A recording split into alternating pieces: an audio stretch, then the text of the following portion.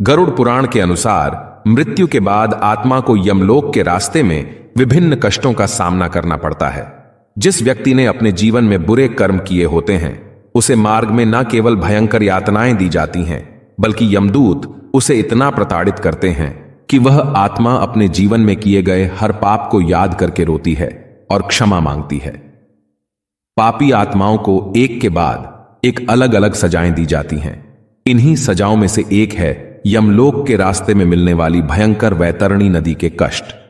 यमलोक के दक्षिणी द्वार के मार्ग में आने वाली वैतरणी नदी कोई साधारण नदी नहीं है, बल्कि यह नदी पापी आत्माओं को कष्ट देने के लिए ही बनाई गई है। यह नदी कितनी भयानक है, इसका अंदाजा आप इसी बात से लगा सकते हैं कि गरुड़ पुराण में भगवान विष्णु ने इस नदी का वर्णन करने से पहले पक्षीराज गरुड़ को सचेत किया था कि वह भी इसका वर्णन सुनकर डर जाएंगे, क्योंकि वैतरणी नदी के कष्ट इतने भयावह हैं कि जो व्यक्ति इसे सुन ले वह निश्चय ही पाप कर्मों को छोड़कर सत्कर्म करने के लिए प्रेरित हो जाएगा। खून, मवाद और हड्डियों से भरी इस नदी की विशेषता यह है कि यह केवल पापी आत्माओं को ही कष्ट देती है, जबकि पुण्य आत्माएं इसे आसानी से पार कर जाती हैं। तो आइए इस वीडियो में जानते हैं कि इस नदी का नाम वैतरणी क्यों है, यह नदी आखिर है कहां, देखने में यह नदी कैसी दिखती है और पापी आत्माओं को यह नदी क्या क्या कष्ट देती है, किन व्यक्तियों को वैतरणी नदी में फेंका जाता है और गरुड़ पुराण में ऐसा कौन सा विशेष कर्म बताया गया है जिसे करने पर वैतरणी नदी के कष्ट नहीं भोगने पड़ते।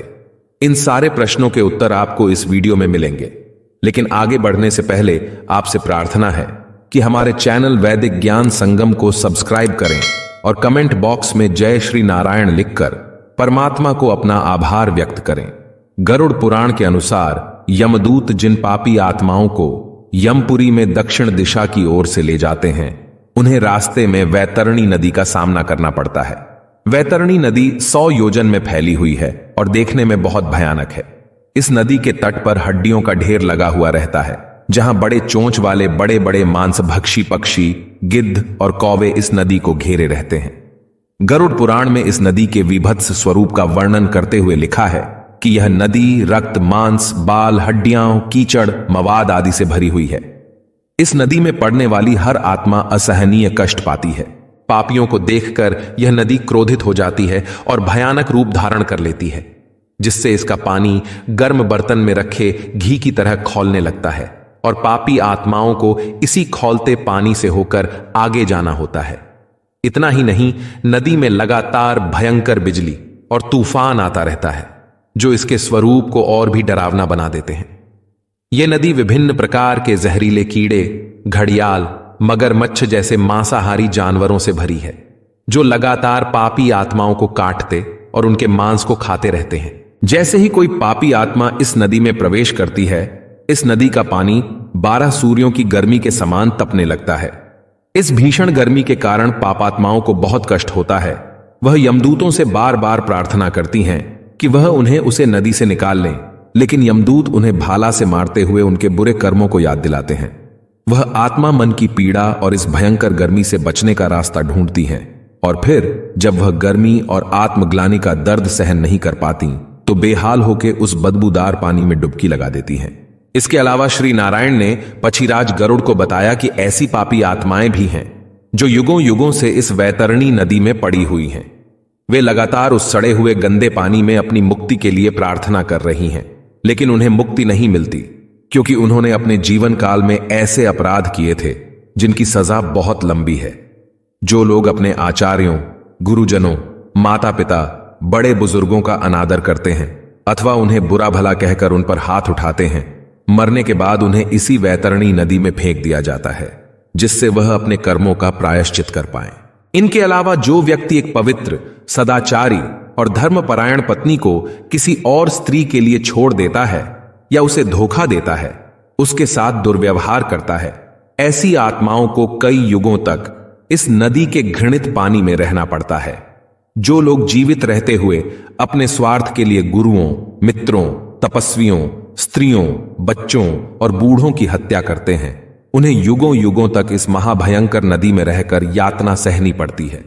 इन सब के अलावा स्त्री का बलात्कार करने वाला, गर्भपात कराने वाला या उसमें सहायता करने वाला किसी के घर में आग लगाने वाला, किसी को विष देने वाला, दूसरे की पत्नी पर बुरी नजर रखने वाला इस महाभयंकर नदी में अपने पापों को युगों युगों तक भोगते हैं।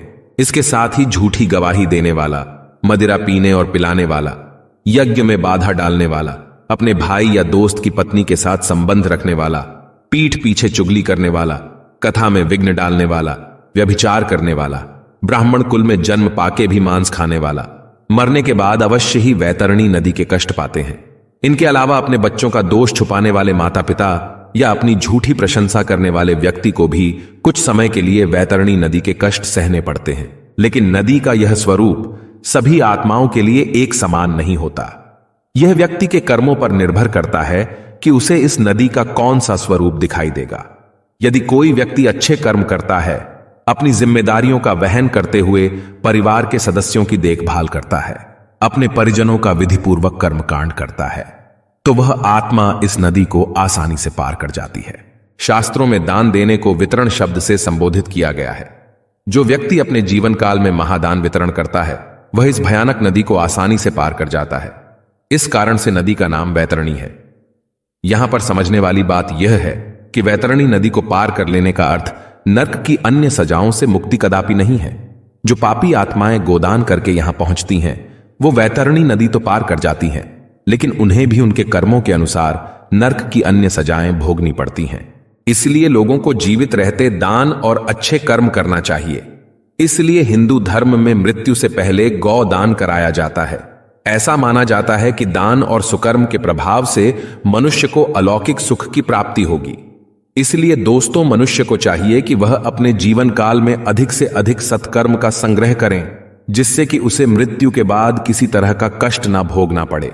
सनातन धर्म में गरुड़ पुराण को भगवान विष्णु का स्वरूप माना जाता है। मान्यता है कि इस धार्मिक ग्रंथ में भगवान विष्णु ने अपने प्रिय वाहन गरुड़ देव के माध्यम से मनुष्य को मोक्ष का मार्ग बताया है। इसलिए व्यक्ति को अपने जीवन काल में कम से कम एक बार गरुड़ पुराण का पाठ अवश्य करना चाहिए। इस पाठ का उद्देश्य किसी और व्यक्ति के लिए हो ना हो, लेकिन स्वयं के लिए होना चाहिए, क्योंकि गरुड़ पुराण के पाठ करने से ही आपको मृत्यु के बाद आत्मा के साथ जो भी अच्छा या बुरा होता है, उसकी सही जानकारी मिल पाती है। दोस्तों, उम्मीद करता हूं कि आपको वैतरणी नदी कहां बहती है, किन आत्माओं को इसका कष्ट सहना पड़ता है और इस नदी को पार करने के लिए क्या काम करने चाहिए, इन सब का उत्तर मिल गया होगा। अगर इस विषय से संबंधित कोई और जानकारी आपको चाहिए तो नीचे कमेंट बॉक्स में लिखकर हमें बताएं। अगर आपको यह वीडियो पसंद आई हो तो वीडियो को लाइक करें और अपने दोस्तों के साथ शेयर करें, और इसी तरह की वीडियो देखने के लिए हमारे चैनल वैदिक ज्ञान संगम को सब्सक्राइब करें। सर्वे शुभम भवतु।